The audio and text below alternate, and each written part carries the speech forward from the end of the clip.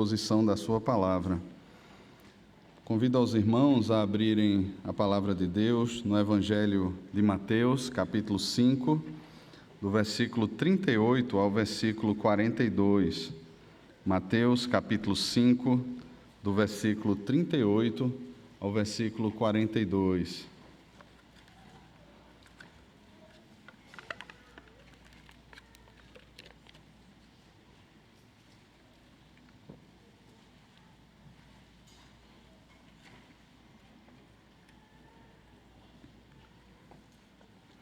Mateus 5, 38 a 42, nos diz assim a palavra do Senhor: Vocês ouviram o que foi dito, olho por olho, dente por dente. Eu, porém, lhes digo, não resistam ao perverso. Se alguém lhe der um tapa na face direita, ofereça-lhe também a face esquerda. Se alguém quer processar você e tirar-lhe a túnica, deixe que leve também a capa. Se alguém obrigar você a andar 1 milha, vá com ele 2. Dê a quem lhe pede, e não volte as costas ao que quer lhe pedir emprestado. Amém. Vamos orar, irmãos? Senhor, abrimos e lemos a Tua palavra. Cremos que ela é palavra do Senhor. E por meio dela o Senhor pastoreia, exorta, disciplina, anima, consola o nosso coração. Pedimos que o Teu Espírito, Pai, ilumine a nossa mente, o nosso coração e conduza a Tua palavra ao nosso coração, para que sejamos edificados de acordo com a vontade do Senhor para a nossa vida. Assim oramos no nome de Jesus. Amém. Amém. Você já se vingou de alguém? Você já sentiu no seu coração aquele sentimento, de muitas vezes olhar para uma ofensa, para um insulto, ou de repente as crianças, na escola, aquele coleguinha que na hora do recreio não chamou você para jogar, o dono da bola, aquele que de repente colocou aquele apelido em você que você odiava de todo o coração, mas que insistia em chamar você por aquele apelido e você não via a hora de descobrir algo nele ou nela que você pudesse então usar como moeda de troca, Ou de repente alguém que puxasse a cadeira antes dele sentar e levasse aquele tombo e você dissesse assim, bem feito. Eu creio que todos nós, de alguma forma, passamos por momentos assim. E é interessante até mesmo quando as pessoas guardam certa mágoa, certo ressentimento no coração e não se vingam, elas ficam esperando algum momento, porque afinal de contas, existe aquele adágio popular que diz, que vingança é um prato, se come frio. Parece aquela coisa bem terrível, que você está esperando ali o tempo todo, e quando acontece, vem aquele gostinho assim, que você diz, bem feito. Irmãos, todos nós parece que passamos por situações assim, já experimentamos de alguma forma, e muitos ainda nutrem no coração o desejo que isso aconteça com algum oponente. E muitos até oram por isso, colocam em suas preces diante do Senhor esses sentimentos, dizendo assim, Senhor, olha Senhor, eu estou esperando que o mal aconteça a fulano de tal. Meus irmãos, é tão difícil lidar com essas situações. Existem também aqueles que aparentemente são mais espirituais, que dizem assim, não, eu já perdoei, eu já tratei isso no meu coração, no entanto, não dão os passos bíblicos para a reconciliação. E lá na frente, quando alguma coisa acontece com a pessoa que era razão do seu ódio incrustado e escondido no coração, a pessoa também tem aquele risinho no canto da boca dizendo assim, Deus é fiel. Quando nós olhamos, irmãos, para a exposição do Sermão do Monte, nós temos a multidão e nós temos os discípulos. E é sempre bom mencionar isso, porque ainda que a multidão não esteja desprezada pelo Senhor, ela está ali ouvindo a pregação da palavra do Senhor, Jesus está se dirigindo aos seus discípulos. O Sermão do Monte ele é conhecido como a vida do reino, ou o manual de vida no reino, ou também como um verdadeiro manual do discipulado cristão. Nós somos trabalhados pelo Senhor à medida que lemos esse sermão. Porque o alvo do Senhor, diferente dos fariseus da época, não é trabalhar apenas os aspectos externos da nossa vida. O alvo do Senhor é trabalhar o nosso coração. E nós percebemos no ensino do Sermão do Monte como o Senhor Jesus ele observa as questões do coração. Nós percebemos aqui que essa diferenciação entre aqueles que são discípulos daqueles que são multidão é uma diferenciação que aconteceu por causa da justificação que eles foram alvo no Senhor Jesus. Aquilo que é o perdão concedido pelo Senhor por meio da cruz àqueles discípulos, aquilo de fato transformou a vida daqueles homens. Não eram pessoas, então, que estavam fazendo algo para merecer a salvação, mas eles estavam respondendo à salvação que lhes foi imputada. Aquilo que o Senhor fez por eles, eles se tornaram agora bem-aventurados. Eles desfrutam da paz com Deus. Eles não estão mais lutando contra Deus. Eles foram feitos amigos de Deus. Eles são discípulos do Senhor Jesus. E à medida que eles ouvem a voz do Senhor Jesus, eles se aproximam do Senhor Jesus, eles têm o seu coração confrontado e, ao invés de correrem daquele lugar, talvez olhando e preferindo viver a sua vida, porque talvez aos olhos da multidão seja mais fácil isso, eles se prostram diante do Senhor Jesus e eles continuam ali ouvindo aqueles sermões. Eu sei, irmãos, que não é fácil ouvir o Sermão do Monte.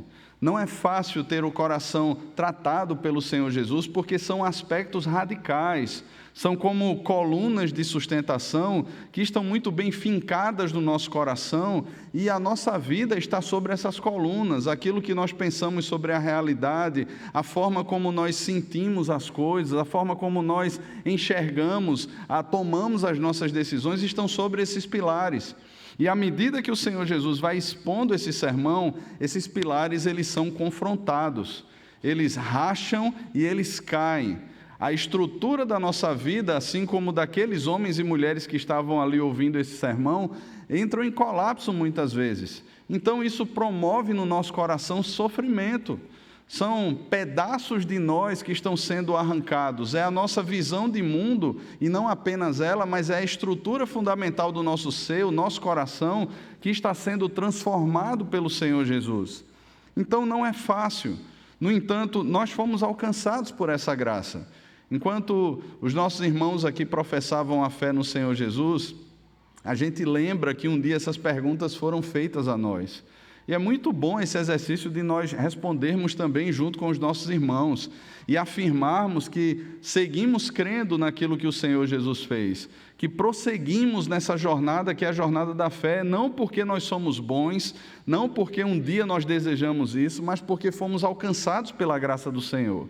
E continuamos respondendo ao Senhor de maneira a que a sua palavra é a verdade, que somos salvos pela obra da cruz, que fazemos parte da igreja de Cristo, que somos submissos à vontade de Deus, que somos chamados a uma nova perspectiva de vida contrária àquilo que a multidão vive.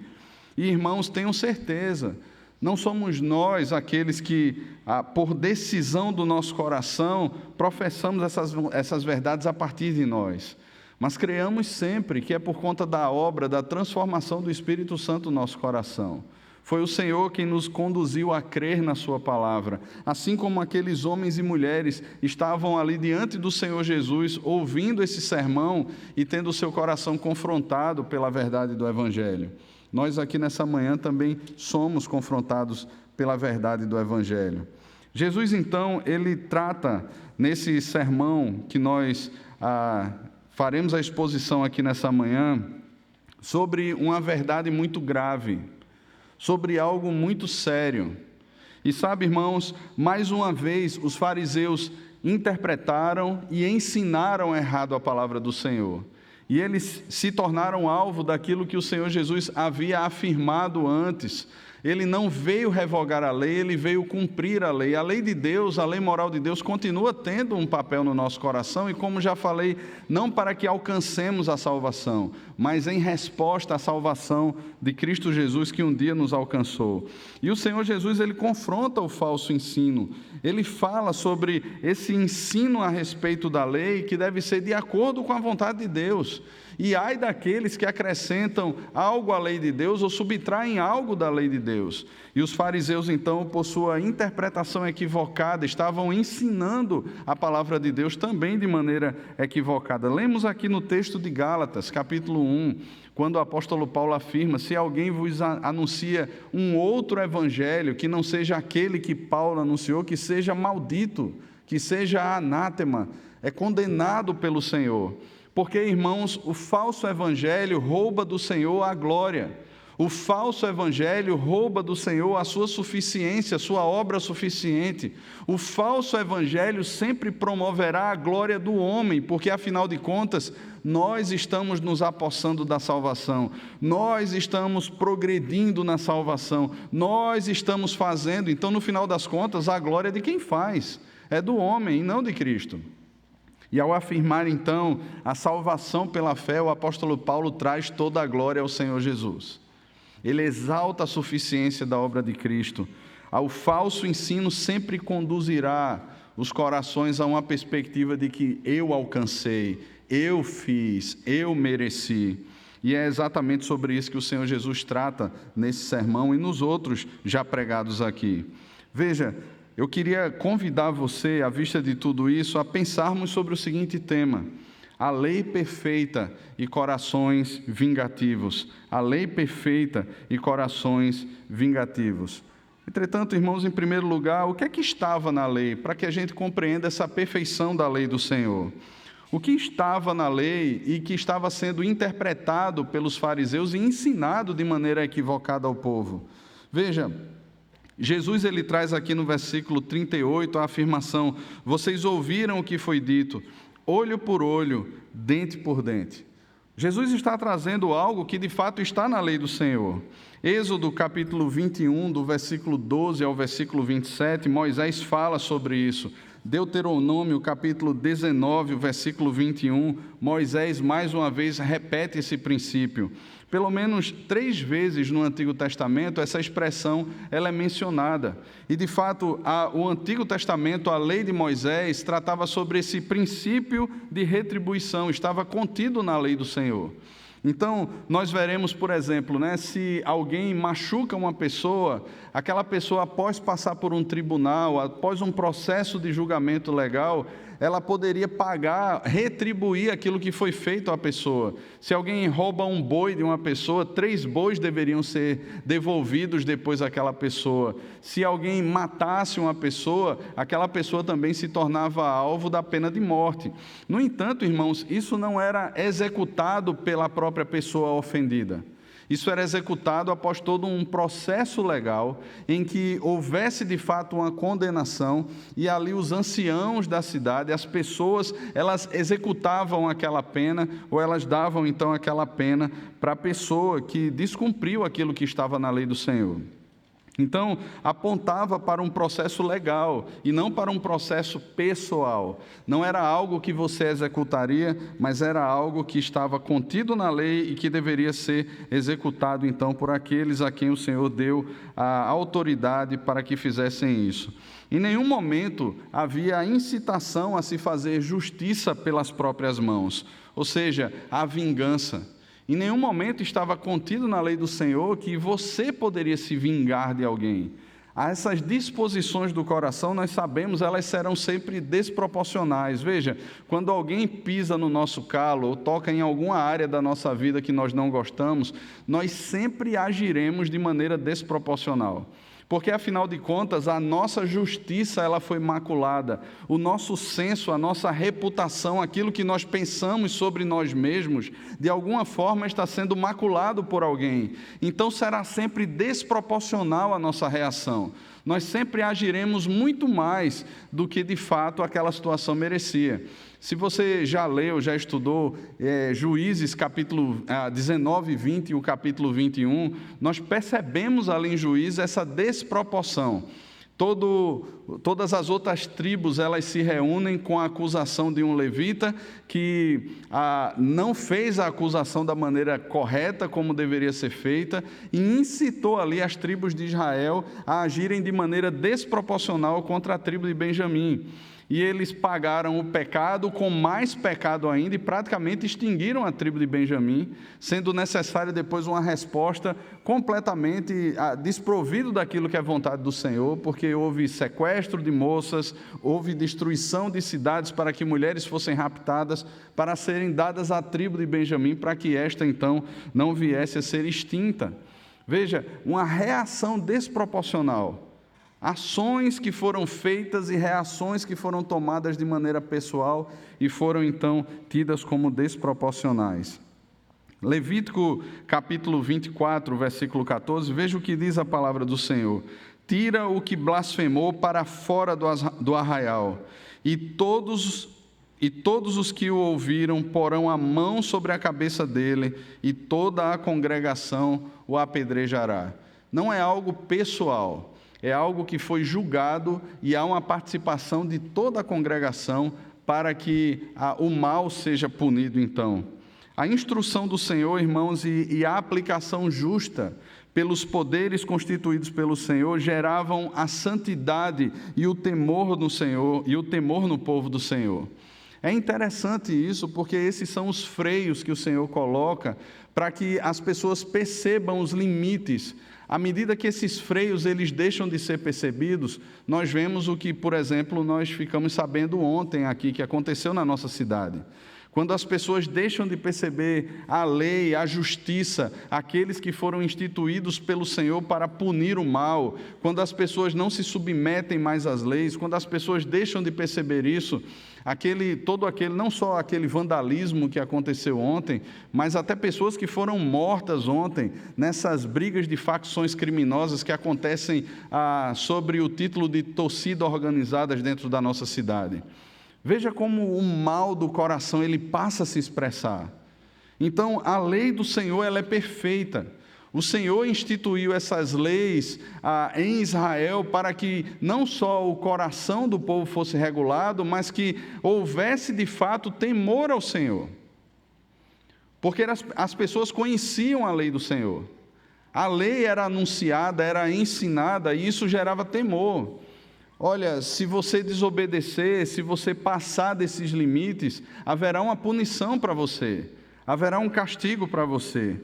No entanto, irmãos, nós temos aqui um outro aspecto, que é como os fariseus interpretavam, naquele tempo, a lei do Senhor. E aqui nós temos um problema, porque eles apelavam para essa lei, a fim de justificar a retribuição e a vingança de maneira pessoal. Não mais levando a um tribunal, mas agindo de maneira pessoal. Quando, por exemplo, nós encontramos aquele texto em que o Senhor Jesus se depara com uma mulher que foi pega em flagrante adultério e alguns homens ali querendo apedrejar aquela mulher. Um dos aspectos que leva ao Senhor Jesus confrontar aquela realidade é que não houve um tribunal, não se passou, não eram os sacerdotes que estavam ali, não eram as pessoas instituídas que estavam ali para cumprir aquilo que a lei preceituava, mas eram os homens trazendo acusações e já trazendo as pedras nas mãos para cumprir a sua justiça. E o Senhor Jesus então confronta aquela situação. Quem não tiver pecado, que atire então a primeira pedra. E aqueles homens se retiram daquele lugar. Percebam, irmãos, que o fato de haver essa retribuição pessoal, o fato de haver essa marca no coração, como já falei, sempre nos conduzirá a reações desproporcionais. Sempre nos conduzirá a um coração que vai amargurando à medida que o tempo passa, porque o que se deseja é vingança. O que se deseja é o mal. É claro, irmãos, que nós temos leis em nosso país e nós somos submissos a essas leis que elas punem. Por exemplo, você comprou algo e você não recebeu. você de repente foi acusado por algo injustamente, nós podemos recorrer a leis ou às leis do nosso país e encontrarmos aí defesa para nós. No entanto, a questão aqui é pessoal. A questão aqui é alguém que de repente bate no seu carro e você diz assim, não vai ficar assim não, ao invés de chamar a polícia ali para fazer a perícia ou algum órgão, alguma coisa do tipo, não, você diz assim, bateu em mim, vai levar também. É essa situação que está sendo exposta aqui. É aquele vizinho, né, que gosta de nas festas colocar aquela música alta e você diz assim, deixa eu ter uma festa aqui em casa. São essas reações. Muitas vezes acontecem na relação marido e mulher. Essa semana alguém mandou para mim um vídeo dizendo assim, sempre peça perdão à sua esposa. E o vídeo era mais ou menos assim, né? O marido estava sentado, a esposa chega ali e coloca um copo de água para ele, né? E ele olha para a esposa e faz assim, querida, me perdoe por hoje pela manhã. Quando ele vai beber o copo, né, vai tomar lá a água, a esposa chega, tira o copo dele, né? E ele olha assim espantado, ela fez, tinha veneno dentro. E leva, né? É mais ou menos isso, irmãos. Essas coisas talvez, e eu espero que você nunca seja capaz de fazer algo assim, mas muitas vezes essas coisas estão impregnadas no nosso coração. Às vezes filhos que olham para os pais e não compreendem muitas vezes a disciplina, e muitas vezes não existe um diálogo bíblico com o filho, explicando biblicamente o porquê da disciplina, e os filhos ficam irados com os pais. E muitas vezes chegam a praguejar contra os pais. Pais que muitas vezes olham para os filhos e disciplinam os filhos muito mais pela vergonha que eles passaram do que de fato pela ofensa que os filhos fizeram à santidade de Deus. E certamente nós, enquanto pais, já passamos por isso. Esse menino só me faz passar vergonha. Você vai ver quando chegar em casa, ou então leva o menino para um determinado local para disciplinar o menino, mas não por aquilo que ele fez e que ofendeu a santidade de Deus e era contrário às Escrituras, mas pela vergonha que nós passamos. Tem muito mais a ver conosco do que com o Senhor. E nós passamos a quase que nos vingarmos dos nossos filhos por algo que foi feito contra nós. Nossa perspectiva, irmãos, é sempre desproporcional. Ela é fruto de uma visão egocentrada que faz enxergar nós muito mais do que de fato nós somos, que faz nos ver muito maiores do que de fato somos, não nos permite enxergar o que a palavra de Deus diz que de fato somos. E como é que Cristo aplica, ensina e aplica esse texto aqui? Veja, a partir do versículo 39. Eu, porém, lhes digo, não resistam ao perverso. E esse é o primeiro aspecto, irmãos, que é interessante, porque Jesus diz, olha, não resistam ao perverso. Se alguém te dá um tapa com a face direita, ofereça-lhe também a face esquerda. Isso é difícil. Só que quando a gente olha esse texto aqui, nos parece ser uma coisa meio estranha, porque veja, a quantidade de pessoas que são canhotas é bem menor do que a quantidade de pessoas que são destras. Geralmente, quando você está de frente para um oponente e alguém bate em você com a mão direita, ele acerta a sua face esquerda, não é verdade? Ele teria que ser canhoto para acertar o lado direito do seu rosto. O que Jesus está falando aqui não é uma questão de uma briga onde alguém resolve esmurrar você. Mas alguns comentaristas chegam a falar de uma atitude que era tomada naquela época que tinha a intenção de humilhar a pessoa. Sabe aquilo que a gente já viu em alguns filmes? Aquela tapa com a luva, que a pessoa pega a luva assim, bate na cara de alguém, bate no rosto de alguém, ou chega com as costas das mãos e bate assim, encosta no rosto de alguém, com a intenção de humilhar a pessoa. Você sabe com quem você está falando? Você sabe o que você me fez? É mais ou menos isso que o Senhor Jesus está tratando aqui. Tem a ver com a humilhação. Se alguém está humilhando você, está encostando as costas das mãos na sua face direita e tentando mostrar para você quem ele é e quem você é diante dele, dê também a outra face. Dê também a outra face.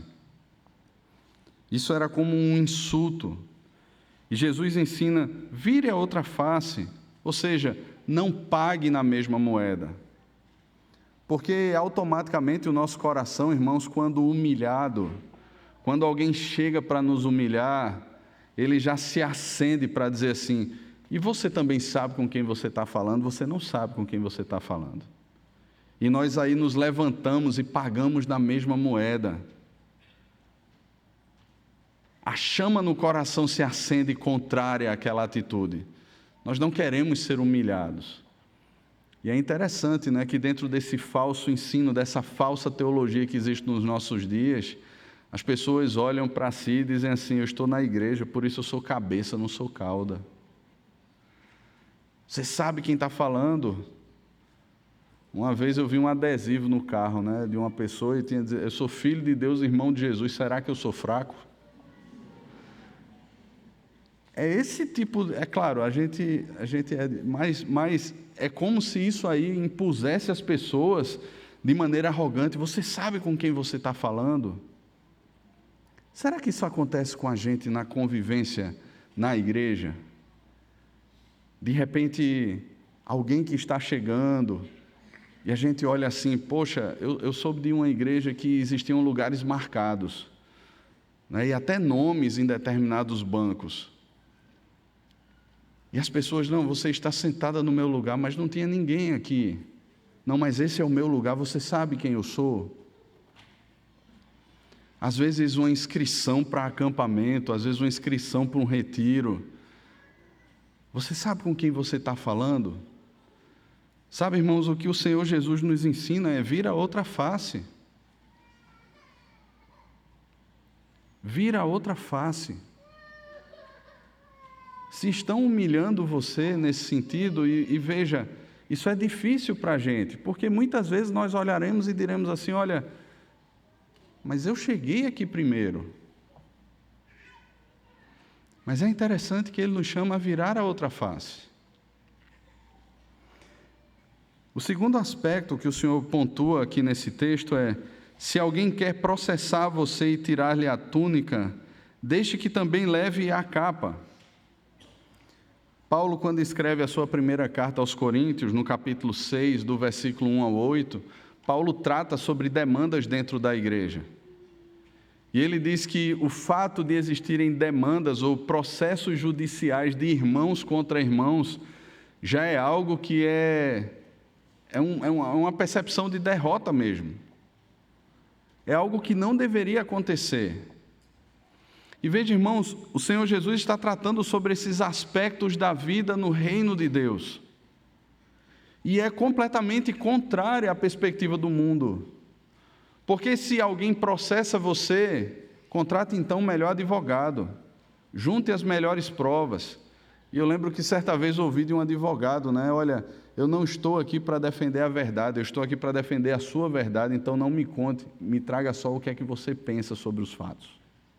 Me traga a sua interpretação, é ela quem eu vou defender. E não é assim, irmãos.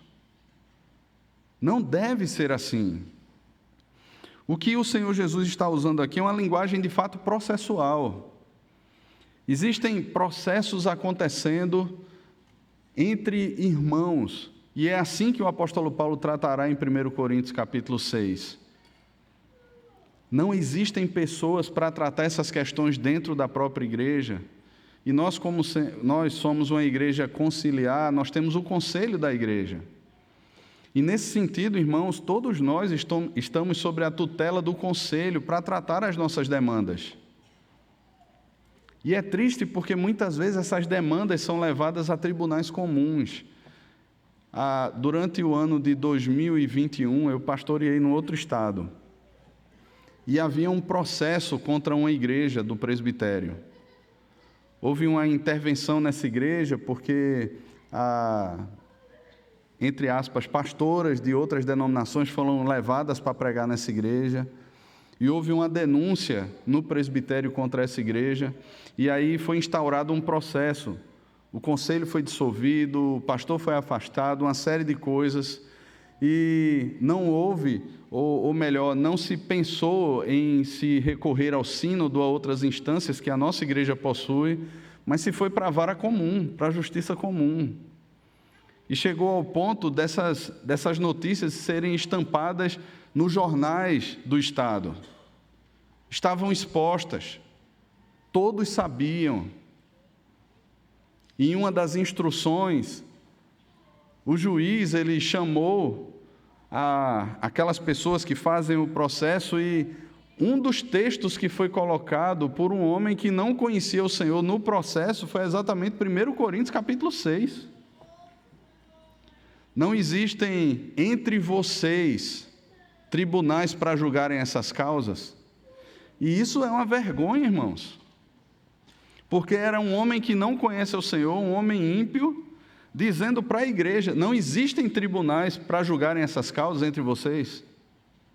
Que vexame, que coisa feia. Aquilo estava sendo exposto diante das pessoas.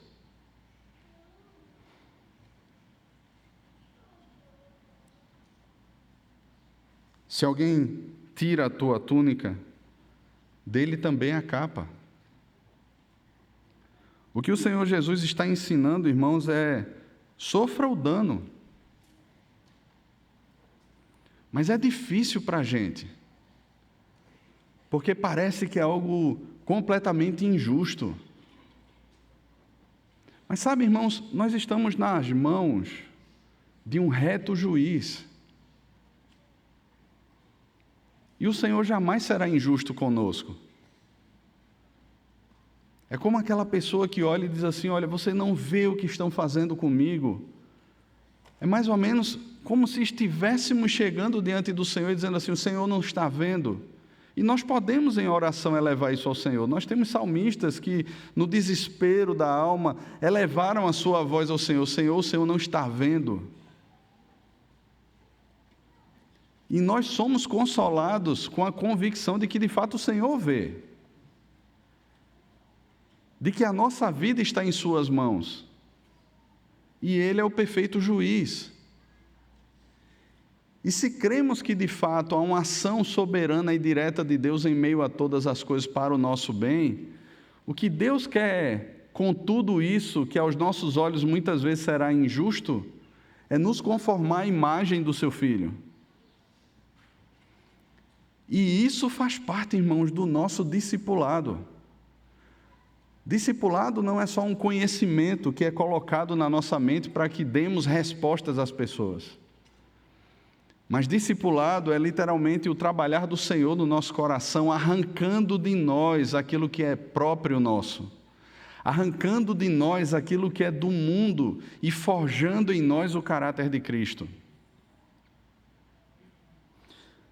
O versículo 41, quando nós percebemos outro exemplo que o Senhor dá aqui, veja: se alguém obrigar você a andar 1 milha, vá com ele 2.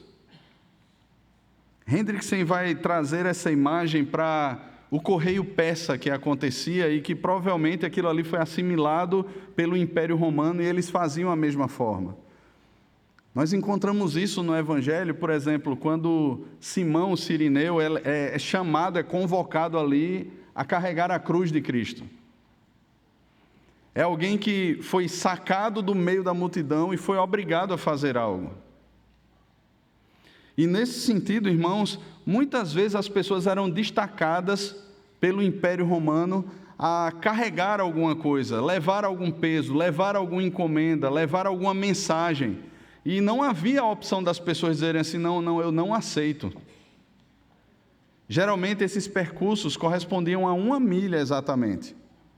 E quando chegava naquela milha, outra pessoa era convocada para caminhar mais 1 milha. O que o Senhor está dizendo aqui, olha, se impuserem isso a você, por amor do Evangelho, ao invés de fazer apenas o que é requisitado, caminhe 2. Se estão impondo isso a você, por amor do Evangelho, não faça apenas aquilo que está sendo imposto, caminhe 2 milhas. E note que isso é um processo onde o nosso coração também é humilhado. Porque, afinal de contas, Aqueles homens dos tempos de Jesus, assim como nós nos nossos dias, podemos olhar e olhamos assim, não é? Mas eu tenho outras demandas no dia para fazer. Eu tenho outras atividades, a minha agenda já está programada. Eu não fui chamado para fazer isso. Eu fui contratado para fazer isso. E não mais isso. Mas o que o Senhor nos ensina é: caminhe em duas. Por amor do Evangelho. Eu lembro que o pastor Ronaldo Lidória, um tempo atrás, falando sobre alguns combates no Oriente Médio, alguns missionários que estavam em determinadas regiões que eram muito perigosas. Algumas agências missionárias reuniram, enviaram alguns líderes dessas agências para lá para retirar os missionários daquelas regiões. E chegaram lá e disseram assim: olha, não é seguro para vocês, vocês estão sob nossa responsabilidade e nós fomos enviados para tirar vocês daqui. E aí os missionários responderam todos, dizendo assim: olha, nós não podemos sair daqui, mas olha, estamos aqui com as passagens de vocês, fomos ordenados a tirar vocês daqui. E eles disseram assim: por amor ao Evangelho, nós pedimos desligamento da missão para continuarmos aqui. Vocês não têm mais responsabilidade sobre nós, fiquem tranquilos, irmãos. É caminhar duas, irmãos. É olhar para a vida e não ter a vida como sendo preciosa aos seus próprios olhos. A não ser cumprir a vontade daquele que nos arregimentou. Pregar o Evangelho da graça de Deus. Anunciar as virtudes daquele que nos chamou das trevas para a sua maravilhosa luz.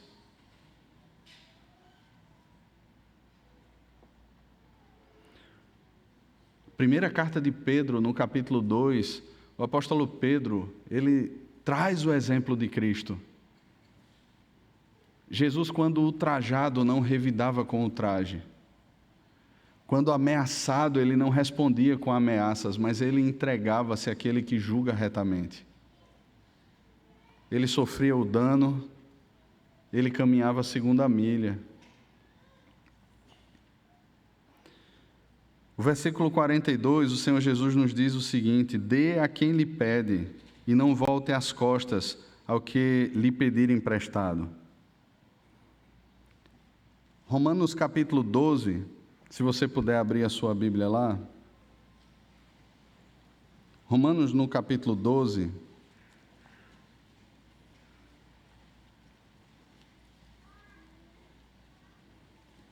A partir do versículo 17 ao versículo 21, nós encontramos o seguinte, Romanos 12, 17 a 21. Não paguem a ninguém mal por mal. Procurem fazer o bem diante de todos. Se possível, no que depender de vocês, vivam em paz com todas as pessoas. Meus amados, não façam justiça com as próprias mãos, mas deem lugar à ira de Deus, pois está escrito: a mim pertence a vingança, eu é que retribuirei, diz o Senhor. Faça o contrário. Se o teu inimigo tiver fome, dê-lhe de comer. Se tiver sede, dê-lhe de beber. Porque fazendo isto, você amontoará brasas vivas sobre a cabeça dele. Não se deixe vencer pelo mal, mas vença o mal com o bem. O que o Senhor Jesus ensina, irmãos, e o que Paulo está ensinando, olha, dê a quem lhe pede, não volte as costas ao que lhe pedir emprestado. Lembre do contexto aqui. É um contexto de inimizade. Esse versículo ele não foi colocado aqui fora de contexto, nem o assunto está sendo mudado. Está dentro dessa sequência do mesmo assunto. De pessoas que de alguma forma buscam humilhar, ultrajar, ferir outras pessoas, e como os discípulos que são alvo de toda essa retaliação, dessa humilhação, eles devem reagir. Então, imagina que agora o inimigo chega e diz assim: olha, eu quero isso aqui emprestado, me empreste isso. O que Paulo nos ensina é: dê. Mas não está dizendo assim, olha, dê e coloque aquela taxa de juros abençoada que tem subido aí, né? Dê e depois fique passando na cara: eu dei, mas você está me devendo. Não, dê.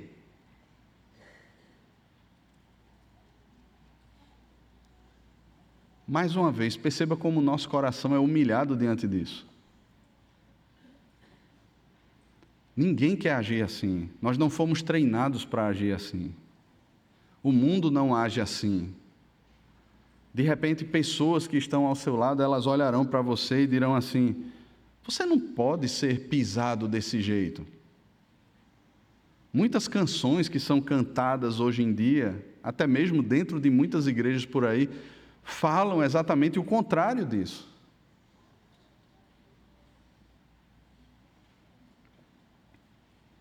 Você lembra de José diante dos seus irmãos? Se você tivesse todo o poder do Egito ali nas suas mãos, o que é que você faria com pessoas que tentaram matar você, que venderam você como escravo?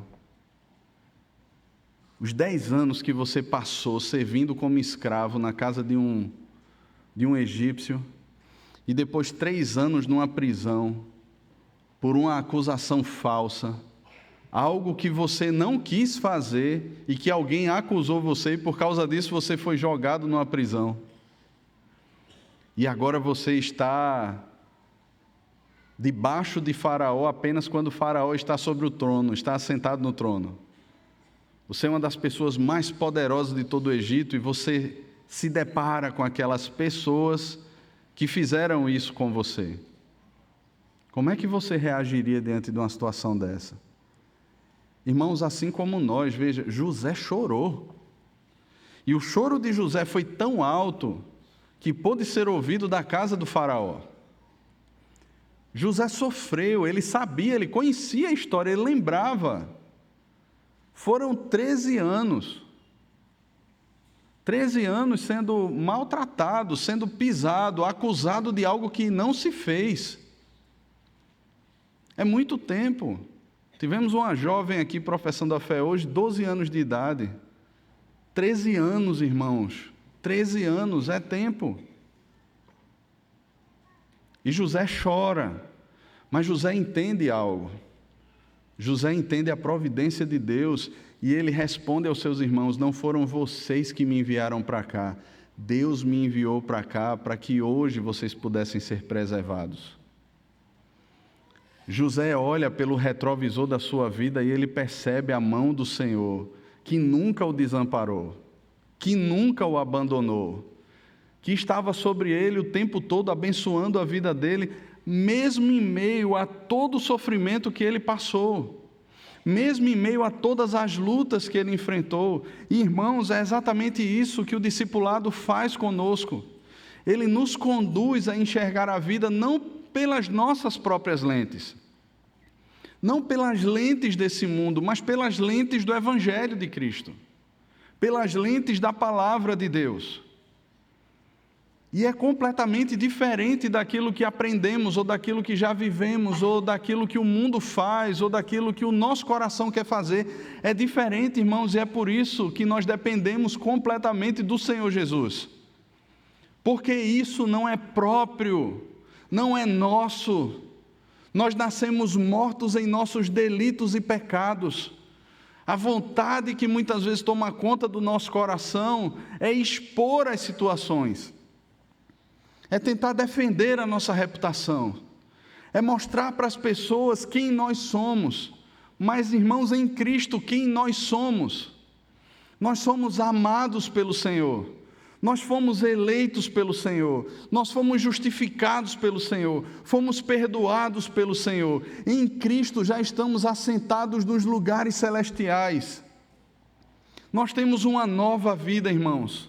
Nós fomos alcançados por uma graça imerecida. Nós jamais mereceríamos o que Cristo fez por nós, mas o fato é que Ele fez. E Ele nos alcançou não para que andássemos segundo nós mesmos, não mais segundo a nossa própria vontade, mas segundo a vontade do Senhor, que é boa, que é agradável e que é perfeita.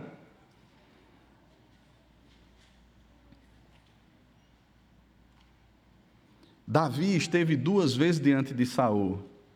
E você sabe quantas armadilhas, quantas coisas Saul fez para acabar com Davi. E Davi reconheceu naqueles 2 momentos em que Saul estava totalmente indefeso diante dele, que ele não poderia tocar que ele não poderia fazer o mal a Saul. Estevão, quando estava sendo apedrejado, Estevão orou por aqueles que o apedrejavam. Paulo, quando escreve a sua segunda carta a Timóteo, ele diz que todos o abandonaram, e ele cita Demas, que amou o presente século, que era um cooperador de Paulo. Ele cita Alexandre o latoeiro, que fez muitos males a ele. Mas Paulo os entrega ao Senhor. E Paulo chama Marcos, aquele que antes não andou com Paulo, que houve inclusive uma dissensão entre Paulo e Barnabé por causa de Marcos. Paulo agora diz assim: traga Marcos, porque ele é importante. Esse é o poder do Evangelho, irmãos, que transforma o nosso coração. Cristo nos alcançou, irmãos, não para que sejamos parecidos conosco, mas para que sejamos cada vez mais parecidos com Ele. E nós temos na cruz o maior exemplo disso. O autor da vida, o Criador de todas as coisas, estava exposto nu numa cruz. Aquele que no passado cobriu o homem que tentava se cobrir, lá em Gênesis 3, estava descoberto numa cruz. Aquele que criou todas as coisas, aquele que é o herdeiro de todas as coisas, estava exposto numa cruz. E como se não bastasse todas aquelas exposições, pessoas zombavam dele. Você não disse que destruiria o templo em 3 dias e o reergueria, por que você não salva sua própria vida daí?